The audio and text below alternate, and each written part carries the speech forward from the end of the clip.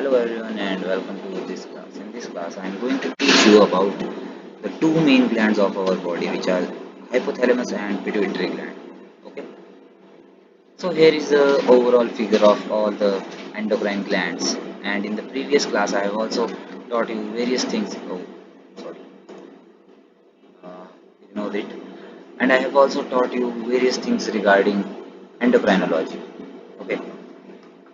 So we will just revise the previous thing a little. Endocrine means they are ductless glands which directly secrete their secretion into blood and from where it reach target. Exocrine glands are ducted glands which secrete their secretion into specialized structure called ducts.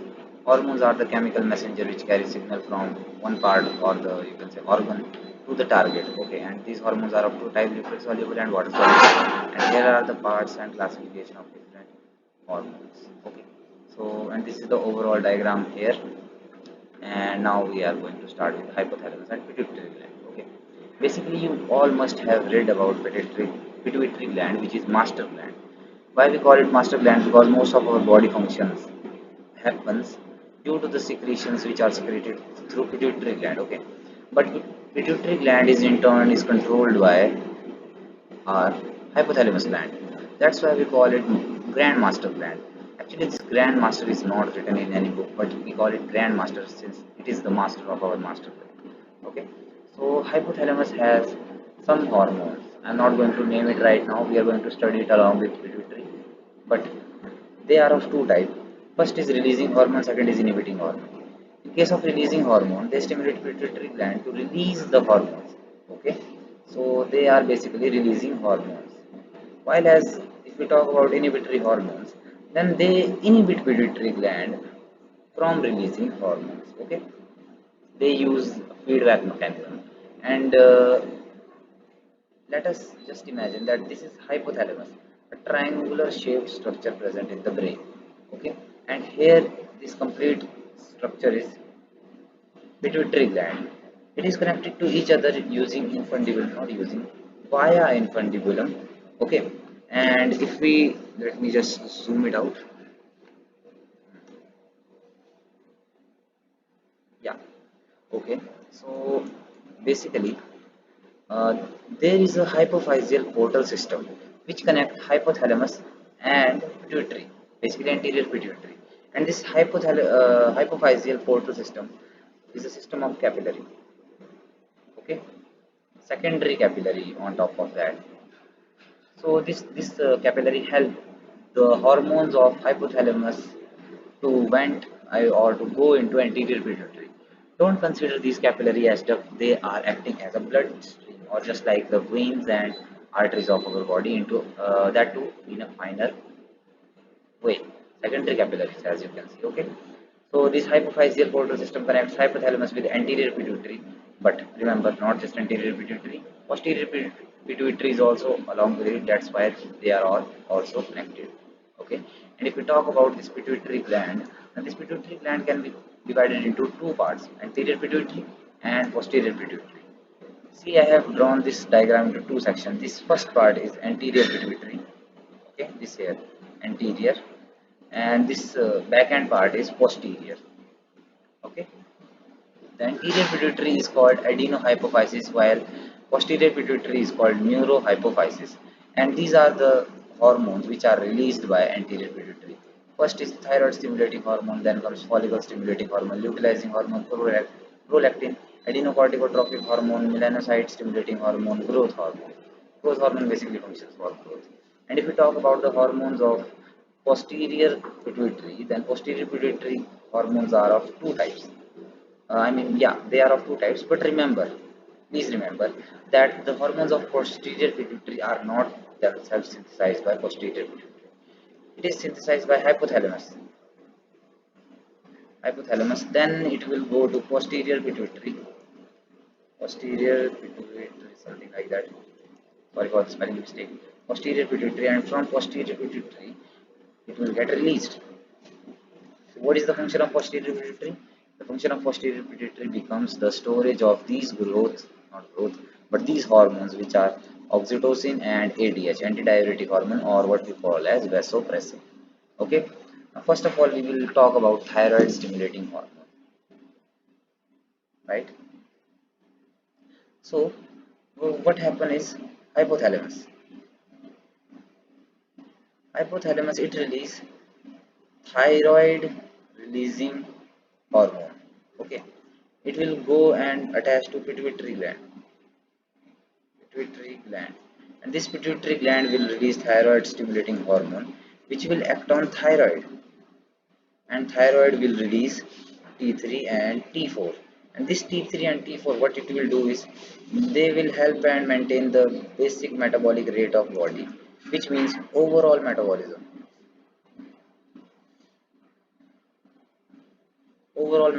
of body. That's how it functions. Then comes the second part, which is follicle stimulating hormone. Now this FSH, follicle stimulating hormone, is a gonadotrophin. So hypothalamus hypothalamus hypothalamus will release gonadotrophin.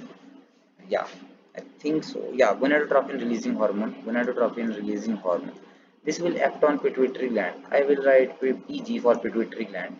Okay, and this pituitary gland will release follicle stimulating hormone. And what is the function of this follicle stimulating hormone? It will go and act on ovaries of female, and in turn, first it will develop ovarian follicles,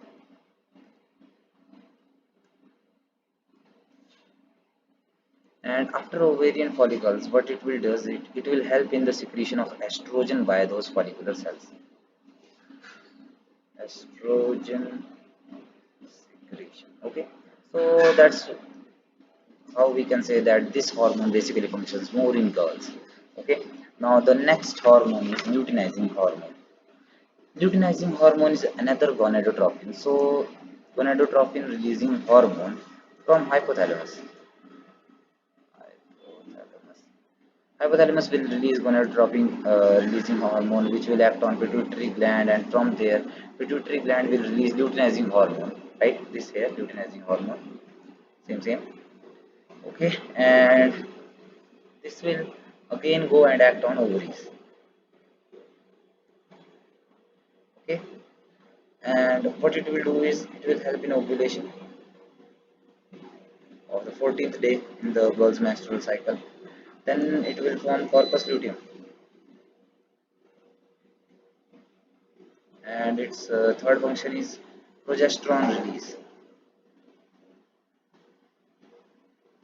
Okay, so see, estrogen is basically released by follicle stimulating hormones due to activities of follicle stimulating hormones, while progesterone is released due to the activities of luteinizing hormones. So again, this also works in girls.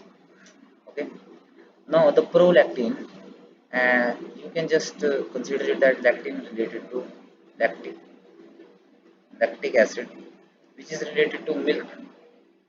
So that's why this prolactin, what it does, it initiates and maintains milk production. Milk production in female. I hope this is the symbol of female. Okay, and I am not doing anything right, wrong. While as prolactin inhibiting hormone is the hormone released by hypothalamus. Okay, hypothalamus. It releases prol which act on pituitary gland, which then can stop the secretion of prolactin. Okay, then comes adrenocorticotropic hormone, ACTH. Okay, so what happens is hypothalamus, it will release corticotropic hormone.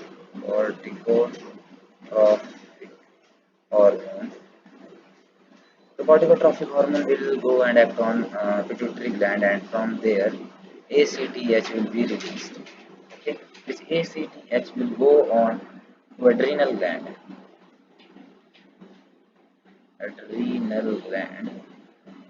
and in adrenal gland it will, and the adrenal gland, I'm really sorry, and the adrenal gland will stimulate the release of cortisol.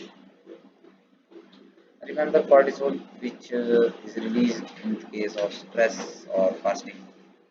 Okay, Fasting is basically a kind of stress for our body. Then comes melanocyte stimulating hormone. Most of its function are not clear, but you can say that it stimulates the sleep and wake cycle of our body. Melanocyte, melanocyte stimulating hormone stimulates sleep wake cycle. I think it's also called the circadian cycle. Just confirm it. But the thing is, dopamine it inhibits MSH release. Okay. And if we talk about growth hormone, then overall growth of our body is maintained by this particular hormone, which is growth hormone. It elongates bone. It work on our height and cell differentiation, cell maturation. These are all the functions of the growth hormone. Okay. Now we will move to the posterior pituitary gland, and we will start with the oxytocin gland. Okay. So oxytocin gland, not gland, I'm sorry, oxytocin hormone, which is stored in posterior pituitary, is a special is a special hormone. Yes, right. So one of its function is it ejects milk from the body of mother. Okay. So if we talk about prolactin, there is prolactin. Yeah, here it initiates and maintains the milk production, but the ejection of milk is done by oxytocin gland, right? And this happens after birth of offspring.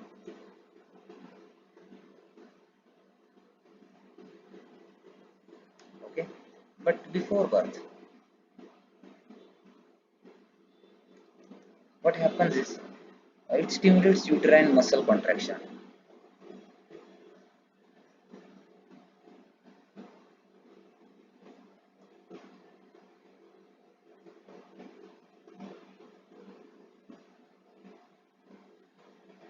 which lead to ejection of baby.